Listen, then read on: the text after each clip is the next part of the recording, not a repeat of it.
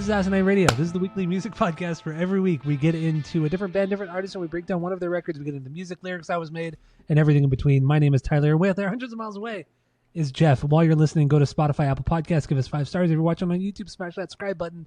And that's all I have for the boring intro. What do you got this? What are we doing this week, Jeff? Go. What do you got to drink? We're doing Unwritten Law, Elva. From 2002. Molva. 2002, January 29th, 2002. This is when they came out. This is their third record. Fourth record. This is their fourth record. It's not your birthday. It's not my birthday either. So nobody's birthday. Close to my birthday. Close to my birthday. 2 days for my birthday. Or 1 day for my birthday. I don't even know my own birthday. It's 1 day. Did you say January? When did this come out? January 29th. Oh, I thought you said January 22nd. No, I said 29th. Just listen next time. Be better. Do better. Do better next time. So yeah, we're doing Unwritten Laws, Elva, fourth record, out January 29th, 2002. So we're going to get into our origin story for the band. We're going to get into our first impressions, break it down, get into lyrics, music, how it was made, and everything in between. And I think I already said that. I don't know. Anyway, let's get into our origin story with the Unwritten Laws. What do you got? Go. I don't have like a rich origin story with the Unwritten Laws outside of every so often when we get, or if I get into like a really big Sublime mood and I want to dive a little bit deeper into the Raleigh soliloquies, then I will kind of go back to Elva, mostly the Raleigh soliloquy parts of Elva, and then Up All Night, Seeing Red.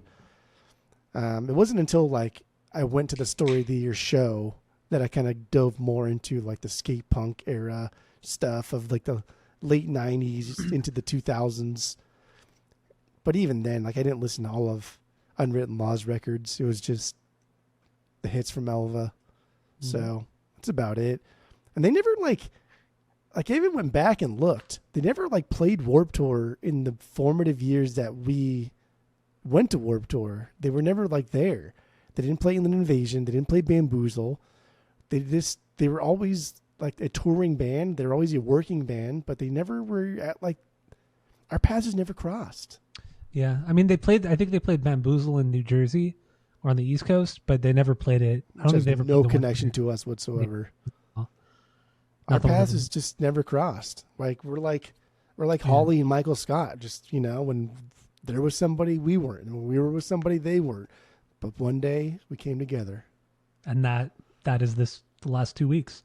I just watched that episode, the picnic episode last night. That's why I say that. That episode's so awkward. Oh, it's so awkward. It's a good episode because you kind of see Michael be like a person, and he's all cute the whole time, and he just kind of stares at Holly in that way where it kind of makes Holly uncomfortable, but she's also like really flattered, but she also kind of knows like, damn, I think I may have chose the wrong dude, but what am I gonna do, right? And it's cool. And then, man, the dynamic between Charles Minor and Jim, like the guy's such a dick to Jim.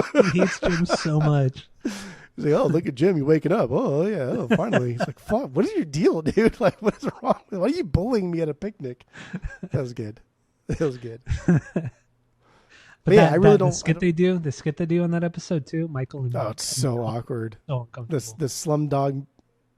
It was the Slumdog Millionaire parody. I don't know. Slum Dunder Mifflinaire. Slum Dunder Mifflinaire. That's what it was. Was that what it was? Yeah, Slum Dunder Mifflinaire. Terrible. I skipped that episode a lot. Like when Tammy and I do our like annual watch through of the show, we always skip. That's one of that episode and Scott's Tots are the ones that we skip. Why would you skip Scott's Tots? Scott's Tots. It's too uncomfortable. It's too uncomfortable.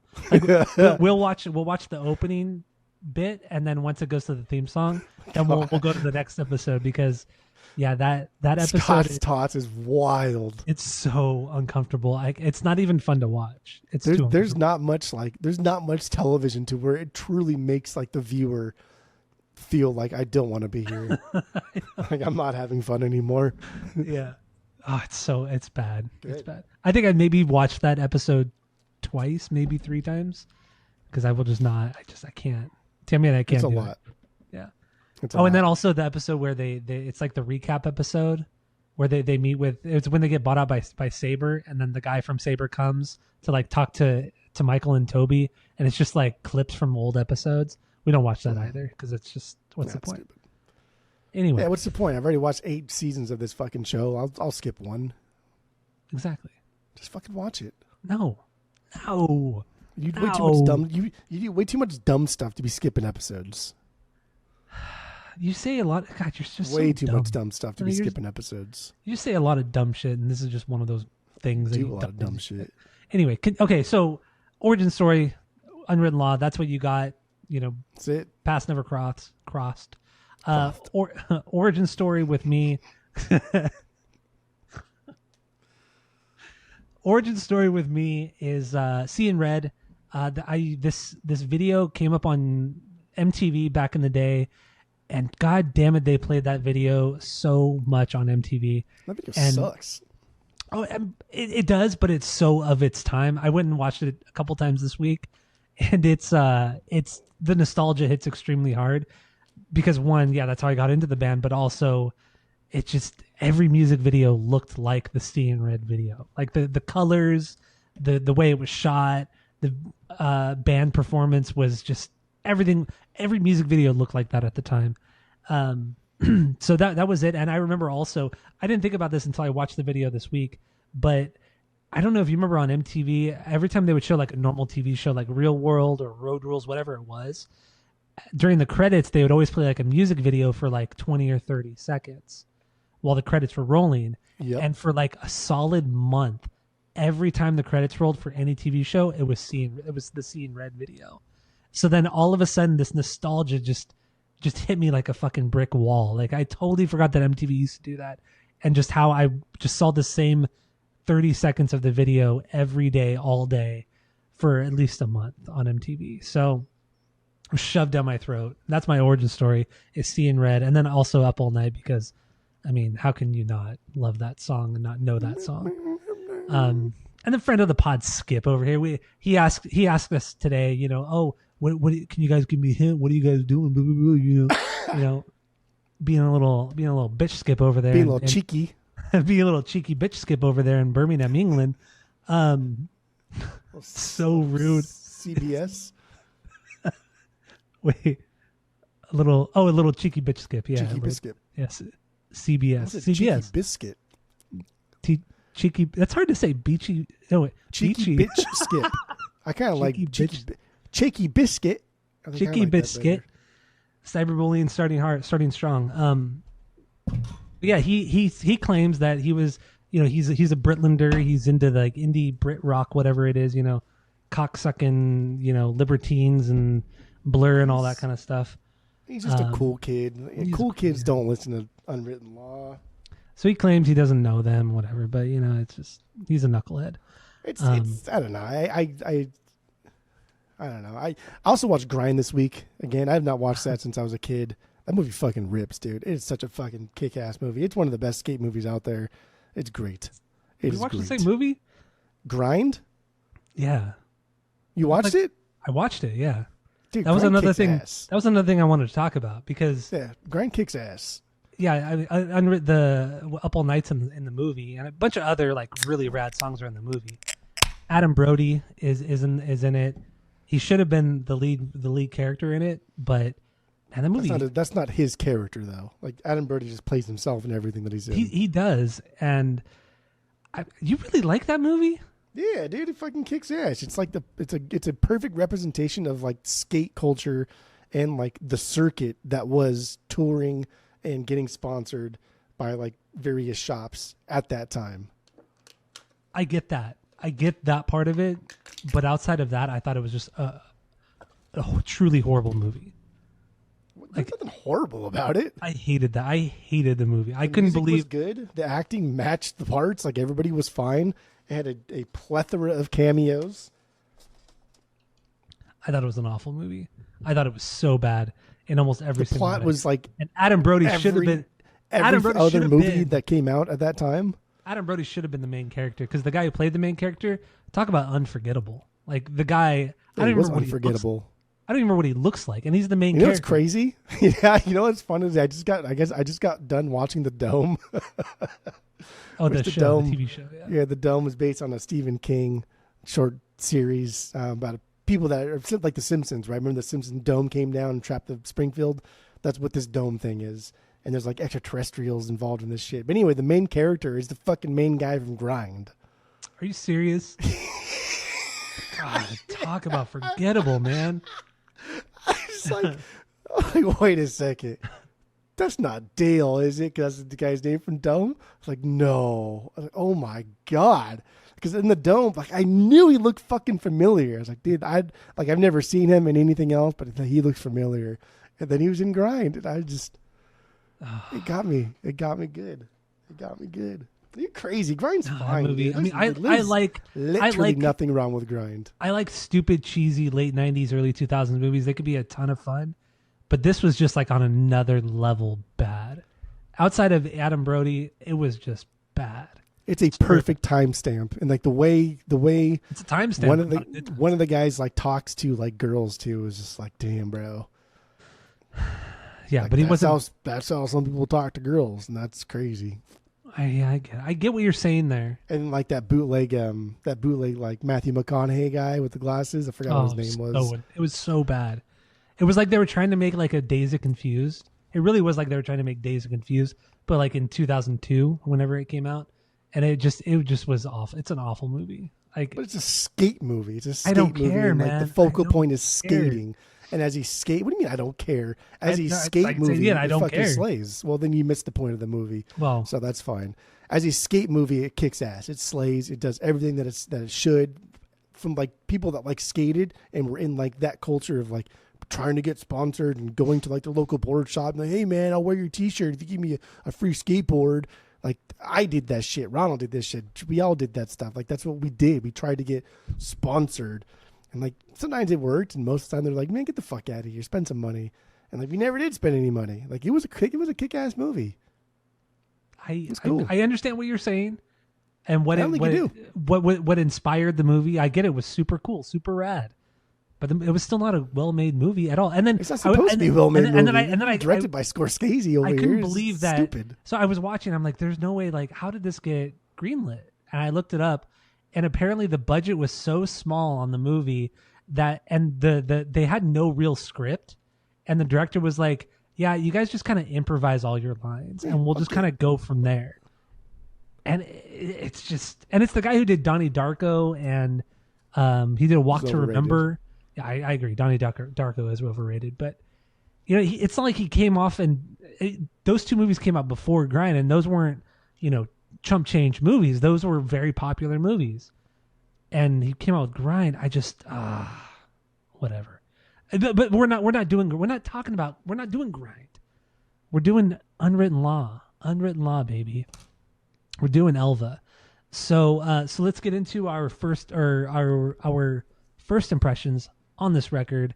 Elva, Unwritten Law. What do you got, Jeff? Go, and that'll lead into your bangers and stinkers. What do you got? Go. Yeah, first impressions were good. I was like, damn, this is pretty damn good. This is fun. This is cool. And then we decided to do it on the pod. I don't remember why. I think it's because we did so much shit in the past. The Stained episode was brutal. I'll tell you why, but I'll get to it when that was so bad. The Kiss episode was so fucking bad. Kiss is one of the worst bands we've ever done. I hate that band. I just, that band sucks. Kiss is not one of the worst bands we've ever done. Yes, I just said that. Kiss is one of the worst bands we've ever done. Awful, awful, awful stuffs. So yeah, but listening to Unwritten Law was cool. It was like, I get it. They were always in the scene. They always played shows at the same time we were going to shows. We just never saw Unwritten Law because we just saw, 50 other bands that are very similar to Unwritten Law. And it sucks that we never saw them. And watching them play now, it's just like, oh, they have aged. they have aged. That's what alcohol and drugs do to you. Fuck, man, they have fucking aged. So I wish we would have seen them back in like the mid 2000s. That would have been cool. Probably like the last great movable era of these guys. But yeah, I don't know. I have nothing negative to say about this record. I don't have any stinkers. All these songs I don't think are bangers. I have some like beyond bangers, and then I have some like, oh, those are good filler songs. And then basically like there's a couple songs towards the end where I'm like, I could have done without this, but it's still fine. Okay. All right. But you still like it enough to get it on vinyl. So that's good. Oh yeah. That's good. Dude, it starts off with a fucking banger. It starts off with a banger and never really lets up until fucking track 15. Yeah. You're right. You're totally right. Yeah, my first impressions on this record, I listened to it back in the day when it came out. I had a burn copy of it. I never had an actual CD of it, but I had a burn copy, and it never clicked with me. And honestly, I didn't remember anything about this record until about 2 weeks ago when I did listen to it. And fuck, man, I really, really dug it. This is fucking great. And the reason why we did this was only because I was listening to a random punk playlist, and Up All Night came on. And of course, I mean, you got to love that song. I mean, that song is just a beyond banger. And I'm like, why have we never done? I thought, just why have we never done Unwritten Law? We didn't really know what we were kind of going to do next on the podcast. So I just brought up. I said, let's just fucking do Unwritten Law. Why the hell not? We've never done it before. It'd be fun to take a dive. And that's really how it all started. Just because that song came up on a random playlist, a punk playlist. The Kiss is so bad, though. So fucking bad. Why do you have to bring it back to Kiss? I know, like, you're a big Kiss guy now, and you fucking love Kiss. I'm not at all. I don't fucking get it, dude. That band is awful. Not at all. That's one of those bands I wish I could just erase from the face of the earth. Okay, we're not talking about Kiss. We're talking about Unwritten Law. So yeah, I really, really enjoyed my first listen and subsequent listens. Got this on vinyl this week, along with several of their other records, because I mean, this band is so good, and I don't know why I never got into them prior to this last couple weeks, because goddamn, they're good. And I agree with you. Seeing them back in the early mid 2000s would have been just perfection. You know, seeing them during the morning era, that would have been so fucking cool. That would have been peak Unwritten Law. But you know, we're in 2025 now. Everybody's old as hell, including us. So yeah, I have no stinkers on this record at all. I think most of these songs are bangers. Yeah, of course, there are a couple songs that are just kind of like, they're still really good, but they're fillers in the context of the record. But they're still really good, solid songs. So with that being said, what is your biggest banger? What do you got? Up All Night's my biggest banger. It's got the most nostalgia, and as soon as you hear it, it's like, okay, yeah, this feels comforting. This feels fun. And the video's stupid as fuck, but I just like the way he dances around. And like, it's cute and it's exciting, and I don't know. It's one of those songs too where I really do think that like the verses are so much better than the chorus. And like, I'm all about these verses. The chorus is like, it's fine.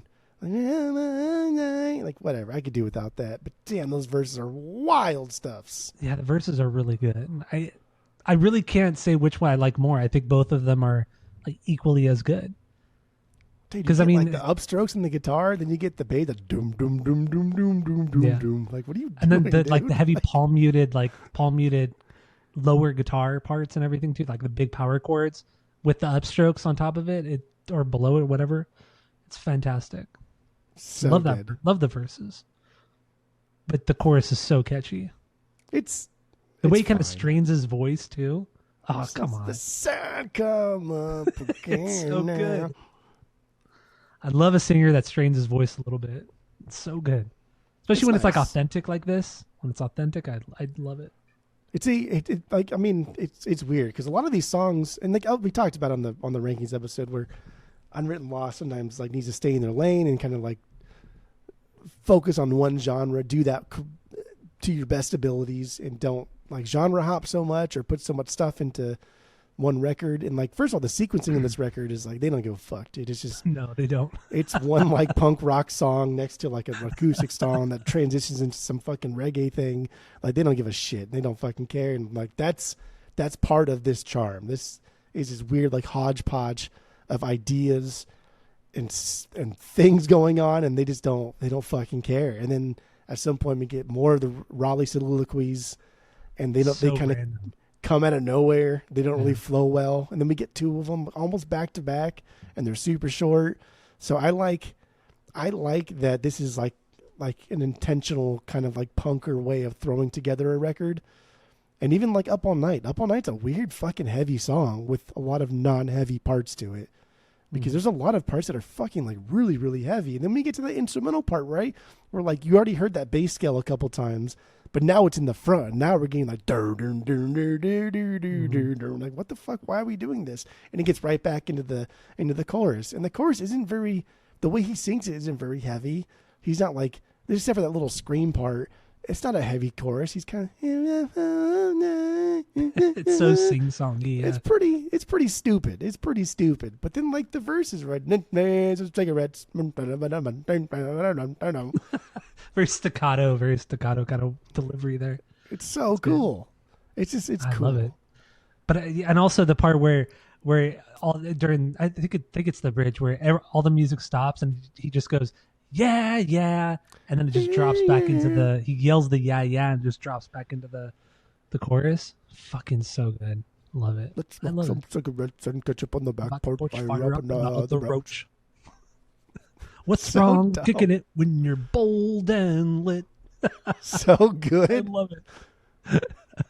That line too, like let's smoke cigarettes and ketchup on the back porch. That line above like anything else has always stuck with me for Unwritten Law in this specific song. I always thought that's so cool. Dude. He's like kicking it with the boys, like smoking. Even though I never smoke cigarettes, I never will smoke cigarettes.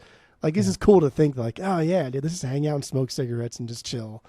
Like that's just like a perfect fucking, just dudes being dudes. Yeah, just dudes being dudes. That's it. Dudes being dudes, dude. That's it. Oh man, this song has a lot of nostalgia too. I mean, yeah, I never really listened to the record back in the day, but this song and Seeing Red, I just have so much nostalgia with it. Music video, I mean, you touched upon it.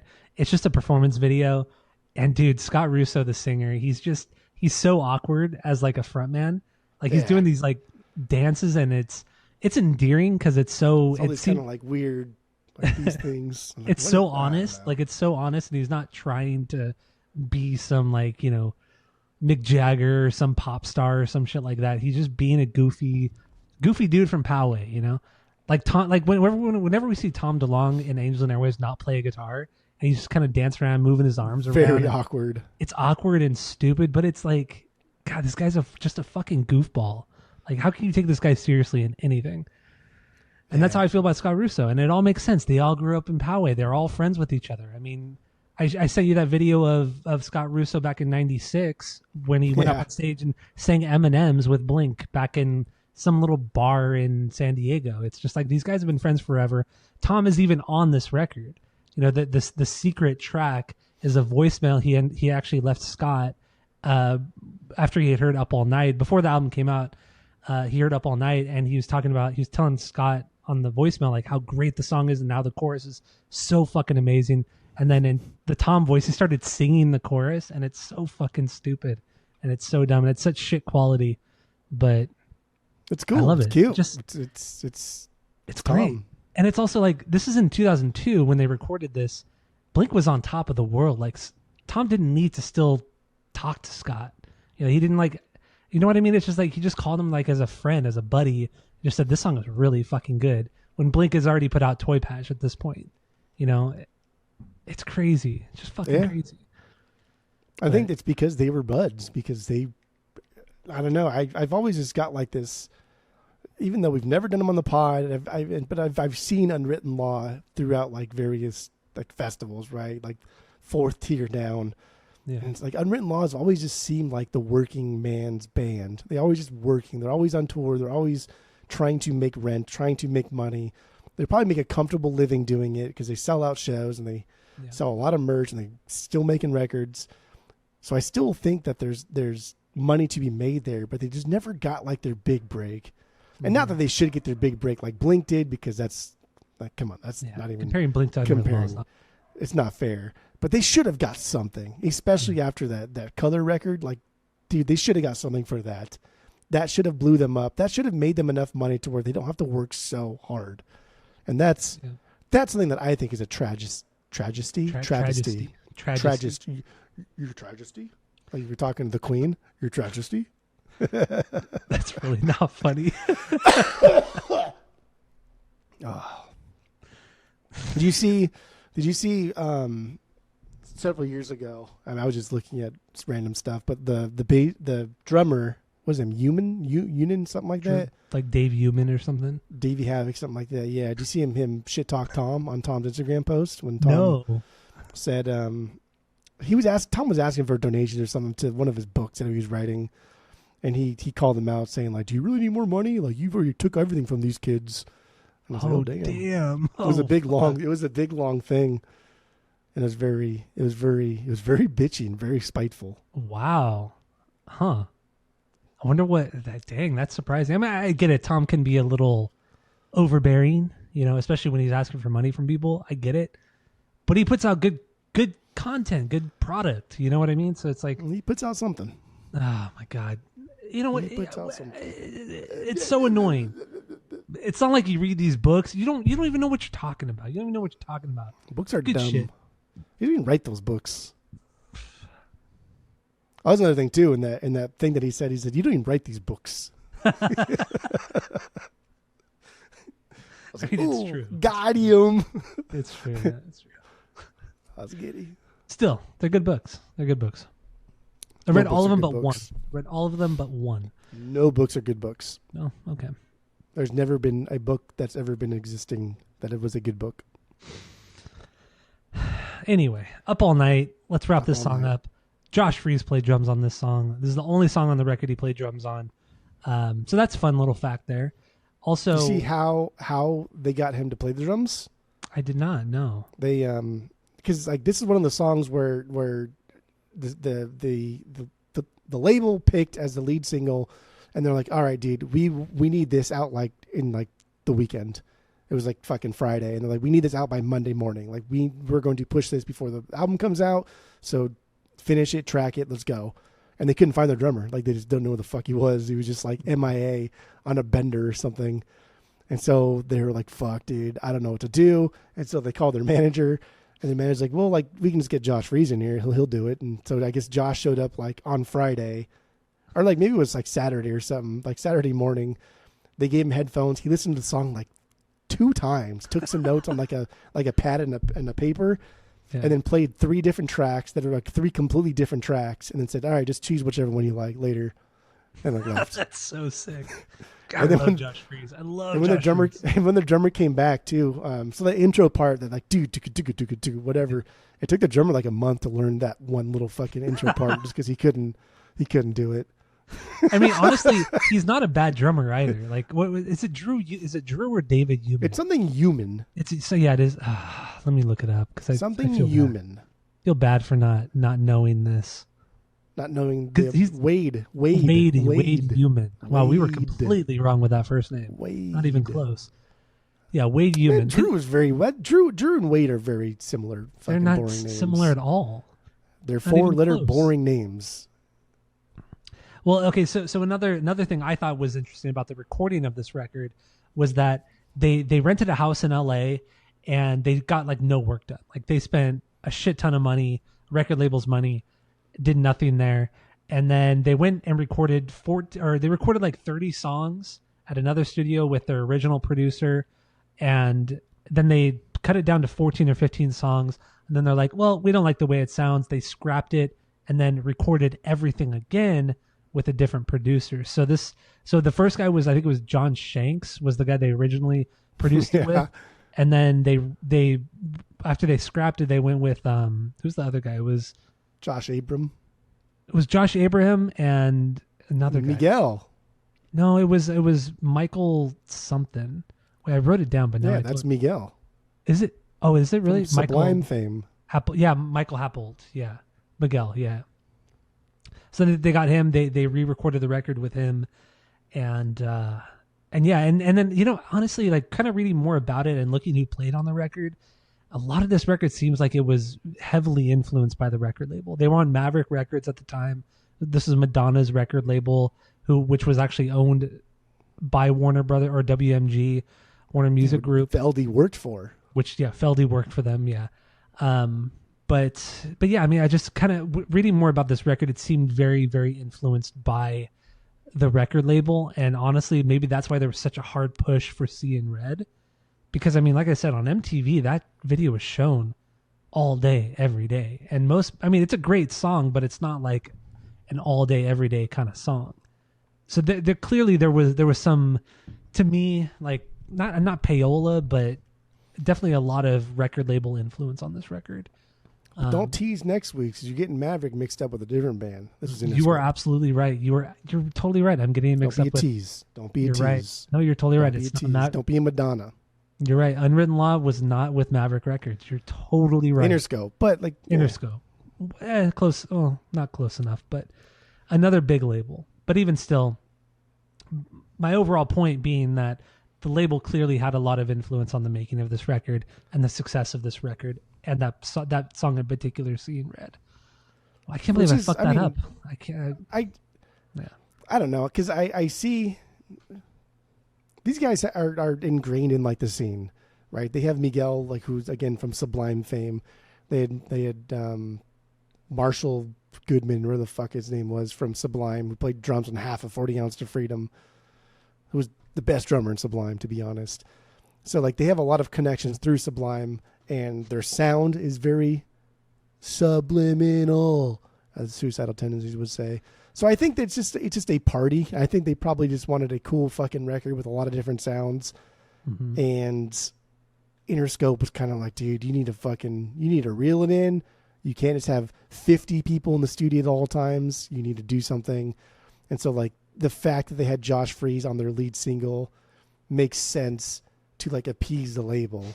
Yeah. And maybe like the story that they couldn't find their drummer for the weekend is not real, because like what better way to appease like the record label than if they chose a lead single, let's just hire a guy who's just going to put forward quality product on drums and we can get this out and make a little bit of money and get them off our backs. Because this record's wild, dude. This record just doesn't make any fucking sense. It doesn't. Like you mentioned earlier too, the sequencing of this record is all over the place. It's wacky. None of it makes sense. Makes no sense. Nothing follows. As much as I like this record, also like the last few songs, they could have been cut from the record, and you could have made like a really concise 35-minute record. Yeah. Like it could have just been. I mean, not to say that the songs I'm referring to are bad, but some of the later songs are just kind of repeats of earlier songs, and a lot of tone. There's another song on here that sounds a lot like Up All Night. Very, with the upstrokes and then the heavy palm muted guitars on top of it. Just the same kind of stuff. And it's not a bad thing. It's just, I wouldn't be mad if it was cut. This is a lack of focus. This is a band that has not like really probably believed in themselves. And then after this, they will believe in themselves. But up until now, they probably haven't believed in themselves all that much because they haven't found the same success. And it's got to be tough too, like playing the same kind of like skate punk stuff that like MXPX played, and like they sound identical, but even MXPX was getting big at this time, and they're dropping like, Responsibility, right? And that's like making them a bunch of money, and they're going on tour for that, and they're headlining shows, and people are still kind of like, Unwritten Law, I don't know who that is. And then obviously like comparing themselves to Blink, which how can you not if you're from the same fucking town? Yeah. But like, damn, dude, like Buddha and Blue Room are they're very similar. Almost like neck and neck. Like it could have gone either way. Like who knows? Yeah, honestly, yeah, you're totally right. It's just Tom DeLonge is just a better songwriter in the end, and I think that's why Tom and Mark are better songwriters. So, but definitely Tom. Yeah, let's calm down. We don't know for sure because if we're comparing just like solo stuffs, Mark has done the better thing than Tom has done. So, settle down. But anyway, yeah, this band, it's just like they've always kind of been writing that line of like about to just blow up, but they never quite. I don't know what it's so frustrating because Blue Room, that should have been like a classic skate punk record from the 90s, but nobody ever fucking talks about it. And it's such a fucking shame because it's better than all the MXPX shit. It's better than Where the Buffalo May Roam. What is that record? Where the Buffalo May Roam. What's the name of the record? What's the name of that? Slowly Going the Way of the Buffaloes. There it is. Yeah, it's better than that. It's better than the Ever Passing Moment. It's certainly better than the Ever Passing Moment. No, it's not. Get the fuck out of here. It's definitely better than that. All right, we're getting fussy. It is better than that. It's better than a lot. Fussy. Also, the Oz Factor is better than a lot of late 90s Bad Religion, too. Like, a lot of late 90s Bad Religion was so just tired and boring, but but what they were doing, what Unwritten Law were doing, were better than a lot of what Bad Religion was doing, but it's a fucking shame. And then the pop rock stuff on Elva, and also, the morning, the morning. And then the morning comes. What the fuck is the name of the record? Blue Monday. Here's to the morning. Like Here's to the morning. Here's to the morning. Is it that? Yeah, here's to the morning. But spelled morning all like sad and shit. Yeah, sad morning. But these two records are just pop rock bangers. It's just crazy that neither of these records blew up the way they should have. It's such a shame. I for sure think like Here's to the Morning should, again, I'm going to say it over and over and over. Here's to the Morning is what should have like made them not work so hard. Mm-hmm. Elva like should have like put them on the map and people should have been listening. But Here's to the Morning is an incredible follow-up. And that is what should not have made them work so hard. And I just don't get why that didn't fucking blow up. Makes no sense. I don't get it. No sense at all. All right. So yeah, Up All Night is that's our number one banger, each of us. So what is your number two banger? What do you got? Go. Actress model, dancer, That's really whatever. Holy shit. Yeah. Fucking love this song. That's my number 11. That's my 11B. Song. I can see that. I dig it. I really like this. I really do like this song. This is a very MXPXE song. It's got a cute swing to it. But damn, dude, that chorus is so fucking catchy. It's extremely catchy. Oh, yeah. Dirty, dirty stuff. Not a ton of nuance on this one. I get it. But I just fucking A, man. It is a catchy, catchy song. I mean, this is like... You're so over there. You're so everywhere. I mean, yeah, it has a ton of like the reggae kind of influence to it. Really pop punky choruses, especially added to it. But I don't know. It just being so high on the banger list. Come on, damn, dude, this is there's crazy way better good. Songs. No, there's not. There's only one better song. That's a fact. That's the staccato part when you're talking like cigarette. The host talks about cigarettes too. He talks a lot about drugs. Honestly, I mean, we haven't touched upon the lyrics yet, but lyrically, I think they're the weakest part of this band. I don't think there's anything super deep. I think it's either about his depression, maybe some heartbreak, and then also his drug use or drug abuse, whichever way you want to look at it. That's really and even then, it's nothing like, it's not the deepest shit in the world. It's not bad. It serves a purpose. Yeah. But so this particular song, I know you've heard me talk about this band in the past, but I don't think you've ever really listened to them very much. But there's a band called Moth, Moth. They're on like the late 90s, early mid 2000s, and this song sounds exactly like what Moth would have put out on their third and fourth record. I forgot how their records are all lined up. But no, this sounds exactly like that fucking band. Exactly. And funnily enough, their record Provision something. Josh Freese played all the drums on that record, and then Adam Willard joined the band on the touring cycle for that record as well. And then I got really embarrassed because the one time I met Adam Willard was at a signing, Angels and Airwaves signing, and I brought my Moth CD thinking, oh, I'm going to be the cool guy. He shows Adam the CD that he played on, and I showed him the CD. He's like, oh, dude, this is so cool that you know about this band. This band's so fucking good. But I didn't play the drums on it. I was just in the band. I'm like, oh my God. He's like, yeah, Josh Freese played the drums on it. I was like, I'm so embarrassed right now. I'm so sorry. He's like, no, it's just really cool that you know about this band because they're really fucking good. And Did he sign it? Yeah, he signed it. He's like, I'll sign it anyway. And I was like, fuck yeah. So he signed my Moth record. But yeah, he toured with that band, but he never played on any of their records. It's like when I had Scott Schreiner sign my Weezer Green album. Yeah. And he was totally cool with it. He's like, yeah, it's all good, dude. Okay. Rad. But that was also when Scott was new to the Weezer, when you met him, right? Yeah. I think only Make Believe was out at that time when you met him. Yeah. But like, come on. Yeah. Still cool. Did he sign it over Mikey Welsh? No. No. That would have been actually kind of cool. But Actress Model, no, it's a really good song. It's a lot of fun. This is just like the most MXPX sounding song on the record, and I love me some MXPX. I don't care. And that's fine. I also think it's like the most. It's one of the few songs on the record that doesn't fit the record. Like we've talked about, it's a very disjointed sounding record. There's no real sequence to it, and this song, it doesn't belong here. It could have been cut too. Yeah, it's very upbeat. I mean, you can't cut this. That's silly. We cannot. Dude, you're going to cut this over fucking Rest of My Life and the title track Elva? Like, get the fuck out of here. Those two songs are worthless. Those better be your 11 and then 12 and 13 then. Well, those two songs are worthless.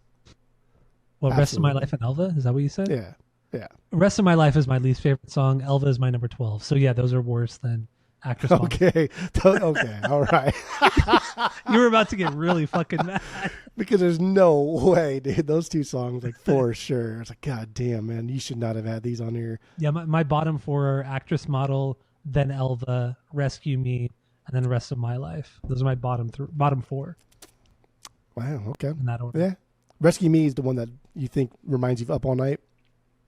Yeah, I believe so. Yeah, I believe that. Yeah. I'm just not familiar enough with these songs now to remember from memory, so I have to go back on my notes. But even still, these songs are all really good. That's the thing. I'm the same way. Like I don't know these like we do Blink, right? But some of these songs are just so fucking catchy. Like the tune to Actress Model, right? Like you can sing it like the chorus. Like that's how good it is. It's just a good fucking catchy chorus. That's what a chorus is for, dude. Just to be fucking catchy. Dig its talons into you. That's what it does. Yeah, it's extremely catchy. Lyrically, though, I mean, once again, there's nothing deep here. He's just bragging about his his really hot girlfriend. That's what it is. Cute. It's cute. It is. It's cute. He wants to tell the world that he's dating an actress or a model or whatever. Yeah, it's cute. Cute's the best way to look at it. It's cute. Or to explain it. All right. So you have anything else on this song? No, that's it. Fucking fuck off, I guess. No, we could talk more about it if you want. No, we can talk about shit, apparently. Okay. This is fun. So then my number 2 is Mean Girl, the opening track. I'm in love with Mean Girl. I'm in love now. The way he sings the I'm in love with the Mean Girl part is very Rivers. Very, very Rivers. It's so good though. I love it. It starts with the clean guitar, Scott singing over that, and then it just immediately drops into the punk metal thing with that like electronic kind of synth thing going on. It's so fucking good. The verse hits super hard, like early Sugar Ray, like Lemonade and Brownie Sugar Ray. The fucking like tremolo guitar effect. It's so. And he says, "I'm in love with Mean Girl," not like a mean girl. I'm just in love with Mean Girl. Like he doesn't even like he just. I'm in love with Mean Girl. Just like I don't know. It's fucking like weird. I think that's weird. He's so in love he can't even he just can't even say it right. But the chorus though, super catchy.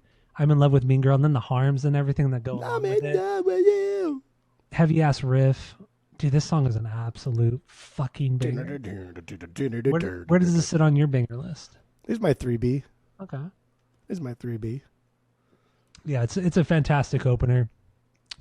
I will say though, this is a great thesis statement for the record because most of this record is pretty damn heavy, pretty metal punk based. So this is a great way to kind of do it. And then with the halftime kind of verses that you get on this song, it kind of like it throws to like your Up All Night kind of stuff where it's kind of the halftime versus the heavier, more melodic choruses. So this is just a great way to start the record and a thesis statement, like I said, for the entire record. And they kind of, I mean, it is because they do like everything on this. They go fast, slow, loud, quiet. He kind of does like the rapping thing a little bit. Yeah. And then he even gets like really with that 1, 2, 3, 4, like that fucking really aggressive scream that he does there. Like that's cool. And there's some, I don't know, there's some weird parts to this. Like the bass comes through in some lead parts and add like some really heavy aggression that kind of comes out of nowhere. And then get the fuck out of here. And again, that tremolo that tremolo guitar effect. I think that just like drives the beat forward. There's a lot of swells in this song overall, which I mean, like, your boy Feldy will take that and run with it to the max. But I mean, it sounds cool here. I like it. Also, the bridge in the song is really chaotic, very, very chaotic for a band like this. But I love it, and it just because it drops right back into that super catchy chorus. Love it, absolutely love it. Lyrically, not too much here. It's just he doesn't want a typical girl next door. He just wants a old girl, a mean girl, a tough girl, a girl that's gonna put him in his place. As he says, he wants he wants his girl to be nasty and fine. Yeah. That's it. Okay, that's fine. That's cool. I dig it. I totally dig it. And then that just drops into Up All Night. God damn, which I think that sequencing is fucking weird. It is weird, but I also fucking love it too. Because, like, I don't know, like, we like it because it's fun and, like, these guys just don't give a fuck. But, like, what the fuck? How does that even make any sense? We go from, like, Mean Girl and also the...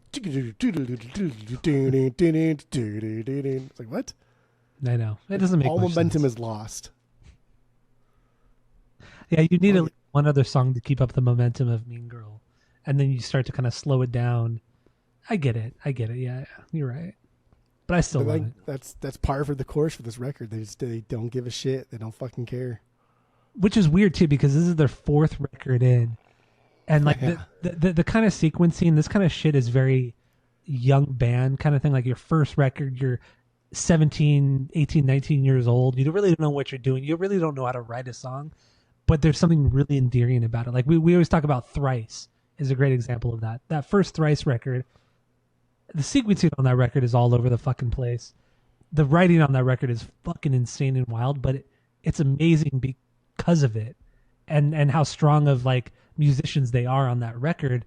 But then every record after that, they're trying to be like kind of every other rock band or hardcore band or whatever it is, of that genre that they're trying to play in. Yeah. But Identity Crisis was that something that was just so unique and so different and carefree. But with Unwritten Law, it was. This is their fourth record, and they're still doing that. They're still doing that carefree kind of like, who gives a fuck? We'll do whatever that we want. I love it. Just like this one just sounds weird because now they're just doing a lot of different genres within the same record. Like on Blue Room and Oz Factor, like who cares? Because every song on there is a skate punk song, is a Bad Religion fucking ripoff song. So like the sequencing doesn't need to be thoughtful. It doesn't need to be like planned out because like all the fucking songs sound the same. And then their third record was kind of a little bit different, but still like more pop focused. So like all the songs are in the same vein. This has songs that are by two different bands. And it sounds like they're two different singers. Even like Actress Model, right? Actress Model versus Mean Girl. Those are two fucking different bands. You're right, yeah. Like those could easily be like completely different fucking records. That make no sense that they're even on the same record. And they don't care. They would have put them right next to each other if they felt like it. For whatever reason they didn't. I don't know. Also a song like Sound Siren. That song is very much in the vein of Actress Model, like extremely pop punky, poppy. That's MXPX too. He sounds just like fucking Mike. It kind of doesn't belong on this record, but it still works, still fits. Lower tier banger for me, but it's that's still my 4B. That's my 10B. Damn, you just do not like MXPX. It's just a bit better than Actress Model, but Actress Model, whatever. So let's get into Sound Siren then. That's your 4B. So let's get into it. I think he sounds like he sounds so much like Mike on this song. It's crazy. He does sound a lot like Mike Herrera. It's a perfect pop punk song, and the swing in his tone here also really reminding me of Art Alexakis. Alexakis. No, wait. Alexakis. Alexakis. Yeah, Art from Everclear. Yeah, Art from Everclear. I was trying to think, is that his actual name? Okay. It's just he has a stupid last name that I've never seen before, except for him, of course. So it's dumb. He should change it. But it's a cool song. Sound Siren's a cool song. It for sure is a weird sounding song for them in this era. Like this is definitely more of a Blue Room song than it is an Elva song. Really? You think it's like a Blue Room? Yeah, because this is a stupid skate punk song. But this is a skate punk song, and that's all Blue Room is. This is more of like a Blue Room song with the melodies that they will do in like the color record after this one.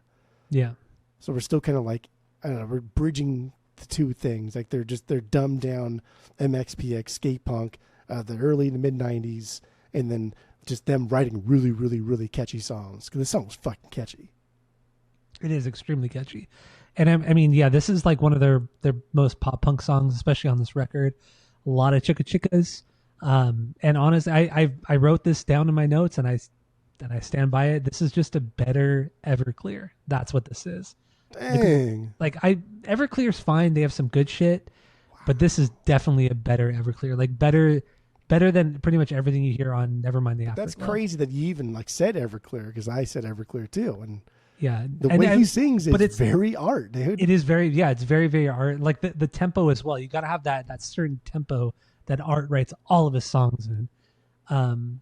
But also, it wasn't just this record. It was like I hear a lot of Everclear on Here's to the Morning, on Swan, and also on The Hum. I hear Everclear on every single one of the records after Elva, and it's not a bad thing. It's just I think honestly I like Everclear and I like Unwritten Law. I don't care. And I think Unwritten Law does these types of songs better than Art does from Everclear. That's just my for the most part, but I mean, come on, like Santa Monica. Santa Monica is great, yeah. One song compared to all these amazing songs from Father of Mine.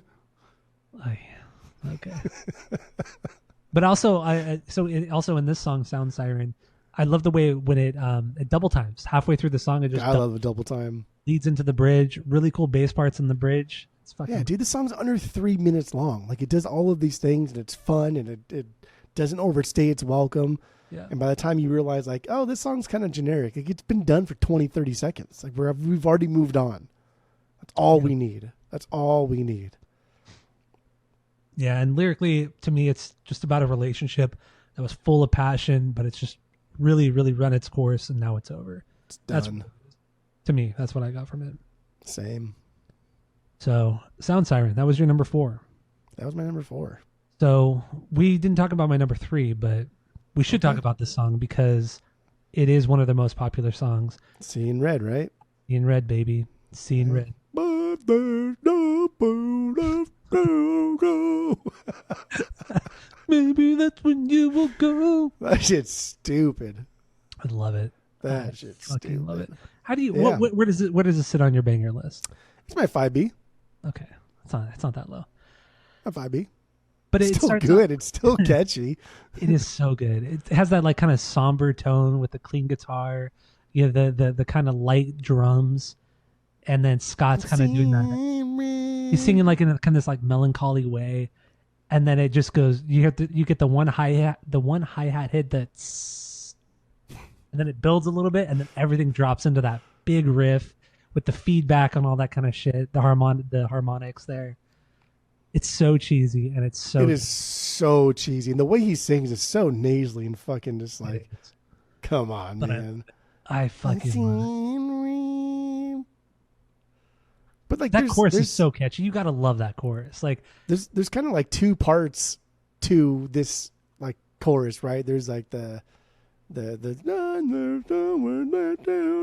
that's the second. But there's also the so follow. Yeah, you could almost call that part the pre-chorus, which I like that part more than I like the other part. Okay, that's fair. I would agree with you on that. Yeah, the other part is just him like yelling, and it's just like, But I like so follow, because after that you get kind of like those little like guitar hits, those one-off notes. The harmonics, right? Isn't that what he lets them? He lets them like bleed just a little bit long, so you get a little bit of feedback, and it's just like, yeah, I love it. I would say that's the pre-chorus, the follow the chicka chickas. Your bliss. And then then the chorus, you know, when there's no place left to go. It's so good. And then also like the kind of the buildups from the verses back into the pre-chorus, like the drummer just does those like paradiddles and shit. I don't even know what he does on the snare, but he's kind of building it up on the snare, and then it just drops back into that pre-chorus and chorus. God damn, dude, it's so good. This song is like a perfectly crafted song melodically, and it also has a little bit of that little bit of the weird flair with the guitar playing as well. it just makes for a fucking amazing song. Love it. Love Seeing Red. It's a good song. It's a good song. I don't know like if this song were to come out like today or whatever, if this would be as good. A lot of these songs, like if they would have dropped them like today, I think like, damn, that'd be still fucking really good. I don't know how good Seeing Red would be. This is very much a time and place. It is, yeah. And I like it's withstood the test of time because of that. But like I don't like looking back on it with my 2025 goggles, I don't know if this is a great song or not. I just think that there's a lot of nostalgia with this, and it's just it existed in like everybody's fucking mind who watched movies. Like we talked about Grind, but like it wasn't just in Grind. Watched MTV, watched anywhere. But it was like they played it on like even when you go to a show, right, and you've seen the Bouncing Souls, there's house speakers there. Yeah. They play music before the Bouncing Souls, and it's not the Bouncing Souls. What do they play? They play shit like this. Yeah, you're right. You're totally right. Because everybody fucking knows it. Everybody likes it. So it exists in this I don't know, sphere of nostalgia. But I don't think that if it came out today, it would be great. I agree with you. Whatever that's worth. I don't know if that makes any difference. It's once again, the song is very much a time capsule, and as is the music video. I touched upon the music video at the beginning of the episode, but dude, everything about that video, the colors, the way it was shot, how everything was lead singer, focused. Everything was about Scott Russo in the video. There's some band performances, but overall, it's very much about the lead singer and the different like fun video effects that a lot of directors were doing at the time in music videos. It's all in this video. Like you say, okay, this is the prototype, not the prototype, but like what you need to base your music video off of. You show them this Unwritten Law video. Like this is so stupid. Every video looked like this at the time. All those little like slow motion shots of the drummer coming down to hit like the tom and the snare at the same time. And then everyone in the background's kind of like coming down. Also the bass player with the hair, right? In all the videos too. Yeah. He has the really long hair. Yeah. His hair's so long, but it's also very thin. It looks clean. Like he looks like he washes his hair every day. There's no grease. Like he was just like an older guy who just had like thinning hair and just happened to be long. That's what it looked like to me. It wasn't like this like Omar Cedric bushel of fucking hair on top of his head. It was just like, eh. But yeah, this video sucks. It's stupid. And I love it. Yeah, I dig it. All right, so Seeing Red. Everybody knows this song, or they should know the song. Skip, you should know this song. He knows this song. He's just being a cheeky boy. He's just being a cheeky biscuit.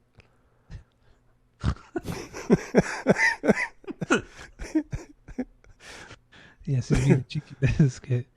It's such like a non-confrontational, like disrespectful thing to say. Yeah, he's just being a cheeky biscuit. Unless that really means something in Britland. There's no way that actually means something. They probably did. Back in fucking 1775 and Queen Elizabeth the 45, she said this. Like, oh, who gives a fucking shit? Who cares? Good Lord. Oh, yeah. So your number 4 was we talked about your 4, right? Yeah, talked about 4, Sound Siren, then Seeing Red. So my number 4 is Evolution. Evolution.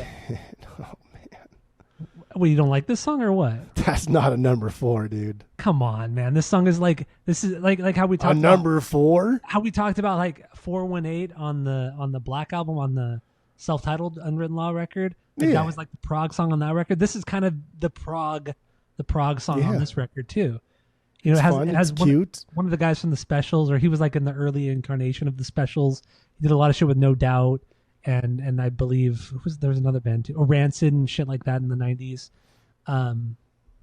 So he does the DJing on this, but he also does like the hype man for this song as well.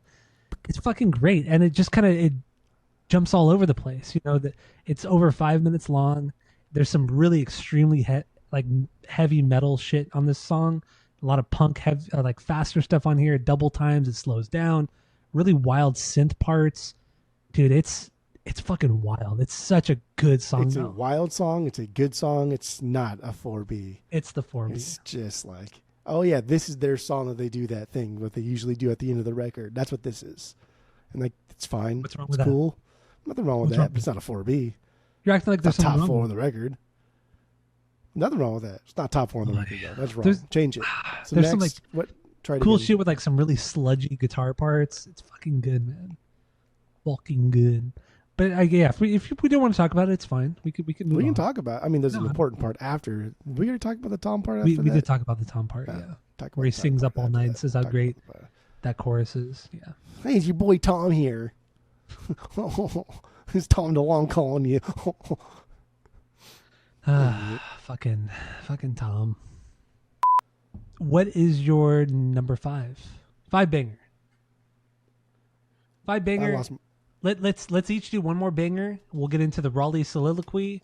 We got to talk about that, of course, and then we'll give our final thoughts on the record, and then rate the record based off our world famous 3-point rating system. So, what do you got, Jeff? What's your number 5 banger? Go. My number 5 was Seeing Red. Okay, that's right.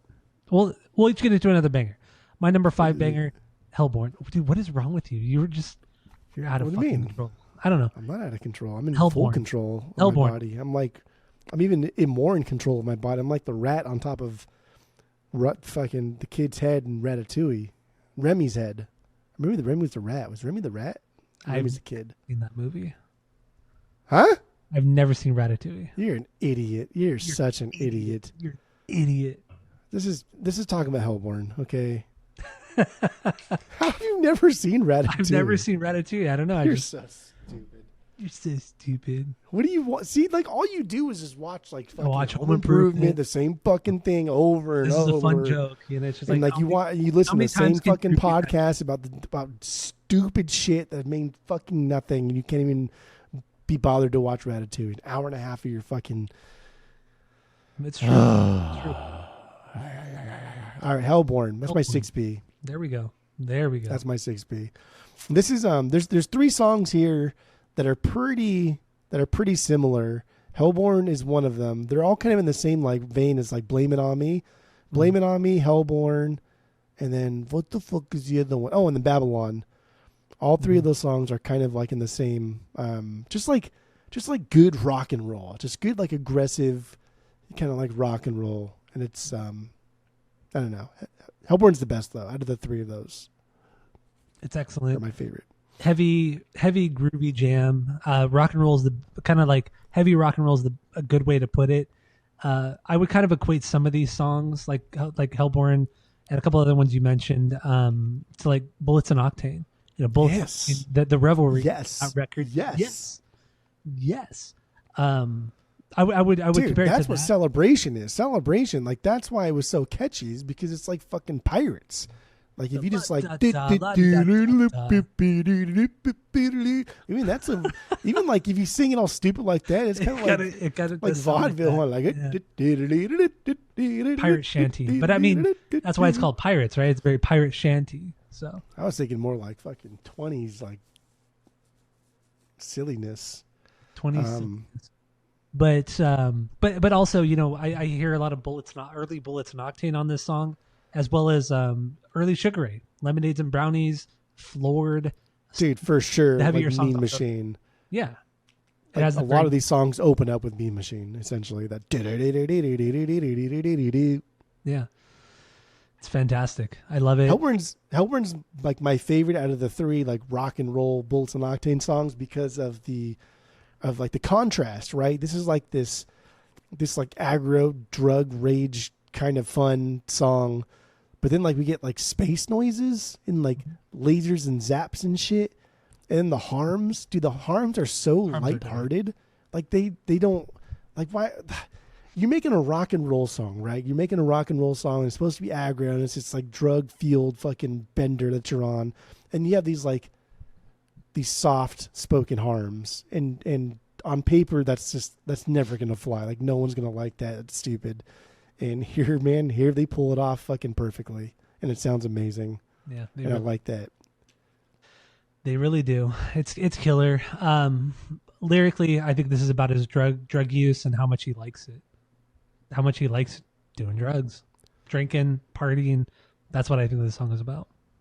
Doing drugs, dude. Rock and roll, baby. Rock and roll. That's rock and roll, baby. Rock and roll, baby. So let's get into one more banger with you, and then what do you want to do? You want to wrap it up? Do you want to talk about Raleigh? Raleigh, we have to talk about. Anyway. There's some things I just want to kind of run through. How you feel? How you feel? I thought was a very Zeppelin sounding, like Dire Maker, Di Maker, like however you say that. Yeah, that kind of had that same swing to it, that same gait. Blame It On Me, dude. That Mean Machine sounding riff in the beginning. Geronimo. Dude, Geronimo was another one too. The sequencing just fucking gets me. Because like after Hellborn, like that wildness that is Hellborn, we get like Geronimo, which is dark and very somber, and like, what the fuck is this? Softer vocals, soft drums, very atmospheric kind of things going on. Yeah. Like whatever you're telling me, I'm not listening because I'm fucking still like coming down from Hellborn. But like I respect you for just like, fuck it, I'm putting songs where I want to put them. So whatever. That's cool. I dig it. That's cool. But yeah, that's about it. And then Babylon. I like the way he says Babylon. Babylon. So that's fun. He doesn't really say it like that, but yeah, he does. Also, so in Babylon, it has that really big metal riff, but then like the lead part in there, it's not a guitar. Is it like a trombone or a trumpet? That dun dun. I can't even try to sing it. Like from the beginning part, because that's it's the intro, and then they play it, I think, in the choruses as well. It's like dude, that's for sure like a fuzzed out guitar. Because is it again? though? It's the same rip. It's that. No, not that. No, not that. It's just kind of like the single notes, like that dun dun dun dun dun. It's playing on top of it's essentially the lead playing on top of that riff. Like you got to go back and listen. Like I don't know what it is. I don't think it's a guitar. I think it's like a trombone or something. It's not as high as a trumpet, so I'm thinking it's a trombone. That'd be cool. But then when you look at the credits, I was looking at the credits. There's no trombone. There's no tromboner. There's what? There's no tromboner in the credits. Yeah, there's nothing there, and there's nothing more on Babylon, but I don't know what it is. It must be a guitar or some synth, but it doesn't sound quite like it. But either way, it's very like heavy groove metal kind of thing. I love it though. It's putting Babylon between like both of the Raleighs too. It just doesn't make any sense to me. Well, even the Raleighs themselves, like the Raleigh soliloquies on here, one of them is really, really fucking funny. The other one is just like, why even? The one where he holds the note for like 20 seconds. Yeah, he says, that's so wild. He says, "Polly want a cracker." He holds it. He holds the for 26 seconds. And then he says, "If you can't do that, don't fuck with me." It's like, oh my god, dude! I laugh so hard every fucking time I hear it. Raleigh is wild. We found a YouTube thing where it has, I think, all of the Raleigh. It's all 34 minutes of it. And I never knew Raleigh said very, very aggressively racial things. Extremely. I didn't know that. I just thought he was a funny kind of like crazy dude back in the day, but. Probably, I don't know, still was or whatever. But then we saw the other thing too, where he was potentially in the circus and shot somebody on accident. But like the way it made it sound, that was not an accident that he shot that person like that. Yeah. So wait. So let's give some quick background if people don't know.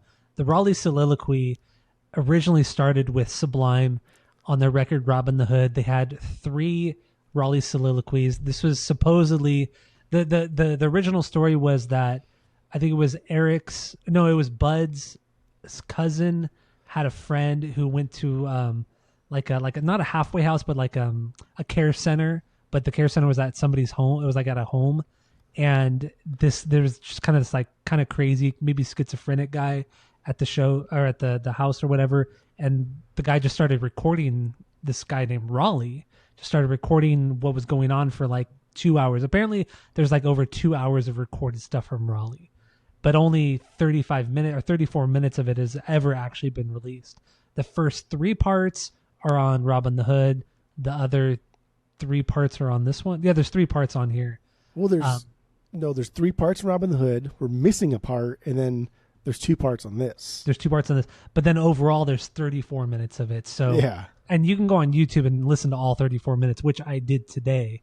Yeah. And Yeah, dude, it's some wild shit. I mean, this guy. It's funny. It's all funny. It's and all very tragic and sad, but fucking because funny. clearly the guy. I mean, this guy. At the time of the recordings, it was like early 90s, probably. Yeah, dude. And this guy was clearly an older man, probably in his 60s.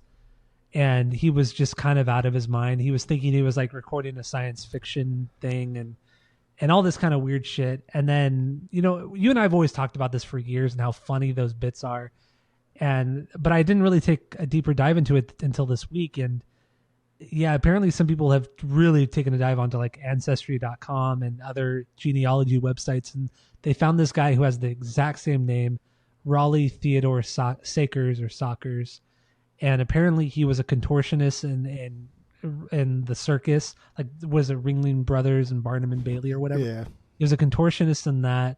He was married at some point and then he ended up killing some woman, apparently by accident.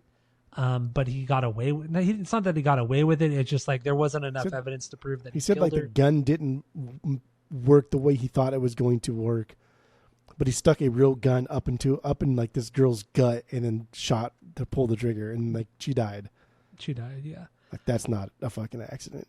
Yeah, it's definitely not. But apparently he was never, at least from what everybody knows from this guy, he was never persecuted or anything. And he kind of lived his life as kind of like a weird motherfucker, a lot of mental illness. And then supposedly, if all these stories are true, the last we've heard of him are the Raleigh soliloquies from the early 90s when Bud from Sublime, when his cousin or whoever was at this house. Yeah. That's where it all started. So I can just imagine like somebody who's in like desperate need of medication, but all they get is early 90s public health care in Southern California. Yeah, which even public health care where it is now is not very good. Like you're dead, bro. I can't even imagine what it was like in the early 90s. You're dead. Yeah, yeah, but I mean, yeah, the stuff that's come out of the Raleigh soliloquies has just been absolute gold. It's so fucking funny though. God, man, just the whole like was it in Christine DeVoe or something like that he talks about? Suck my dick. She's my zombie. Apparently, according to some records, he was actually married to her for a very brief time, and that's why he was so mad at her. That's why he wanted to get her dowry or whatever the fuck it was. Dude, I'll try 10. I'm 10. I'll try 5. He talks about like her sucking his dick. Like if she can't do it, then I'll kill her. He says some weird shit like that. Like dude, the guy is so out of his fucking mind. And obviously our favorite part is on the Sublime record, Robin the Hood. I think it's Raleigh's soliloquy part 2 when the guy comes into the room. The guy comes into the room and just starts like harassing him, just saying, Raleigh, if you don't stop, we're gonna have to take you to the psych ward. And then they just good. That's where I want to fucking go. Touch me again, I'll take your fucking arm off. This is after. And then he says, "I'm gonna call the police." He says, "Okay, call the police." All right. So he calls the police and, "Hey, there's some guy in fucking my room. And he's a psychopath. He's trying to kill me." And then you hear him throw like a bunch of papers at him. Like you hear all that commotion. Like he's throwing a magazine. Or throwing a bunch of papers at him. Like oh, it's so good. It's so fucking funny. Yeah. Yeah, the YouTube thing was really funny too, even though it was very aggressive. It was still pretty damn funny. I laughed at all of it. Yeah, he kept saying it over and over. Oh my gosh, he was dropping some words that oh my god, a lot of people don't drop nowadays. But yeah, dude, this shit's wild. So the Raleigh soliloquy, these guys from Unwritten Law threw a couple bits from that 34-minute tape onto this record, and yeah, the Polly wants a cracker thing. It's so he goes on for so long, and then he says, "If you can't do that, don't fuck with me."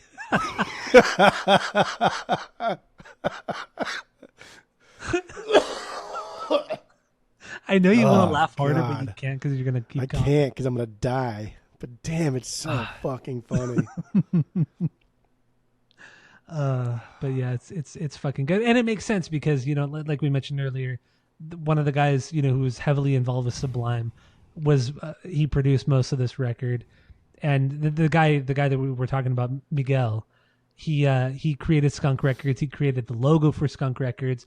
When Bradley died in '97 or whenever he died, Lou Dog, came to live with him until Lou Dog died eventually in 2001. Like, he was so involved with Sublime and Long Beach Dub All Stars and all those associated bands. And so I get why, they wanted him to be on this or be involved with this record, and why the Raleigh Soliloquies were a part of it as well. So super cool stuff. Super cool stuffs. So with that, let's give our final thoughts on the record. Let's rate the record based off of our world famous 3-point rating system, where 3 is a perfect album, 2 is a good album you're going to continue to listen to, 1 is a bad album, but give it a shot, and 0 is the worst thing you've ever heard. What do you got, Jeff? Go. I do think it kind of sucks that we spend so much time not seeing Unwritten Law. Being from Southern California too, like, man, they probably played so many House of Blues shows that we just didn't go to because we were like, I didn't really like Unwritten Law that much, or we're just gonna go see the Bouncy Souls or fucking Pennywise, whoever the fuck it was, we're gonna go see elsewhere. So it would have been cool to see him at least in like the early to mid 2000s. Yeah. So that sucks, but whatever. I've been very, very pleased with my Unwritten Law listen through these past several weeks now at this point. Never felt like a burden. Like, Kiss was fucking rough, dude. Like, that was hard to get through. I felt like the Unwritten Law stuff was a delight. Like, it was my pleasure. Like Chick-fil-A worker style, like my pleasure. So I don't think this is gonna go down in the history books as something that's gonna change the scope of music. I don't think this is something that's great, that needs to be talked about and dissected outside of just this podcast. But fuck, man, if you're looking just for some like good skate punk that just grew up a little bit and wanted to do whatever the fuck it wanted to do, and you like kind of like Southern California, mediocre to good music, and you want like the best of it, like that's what this is. This 2.5. This is a strong 2.5. I can't go higher. I don't think I can go higher just because it feels weird. Mm-hmm. But like, damn, bro, this is really, really good.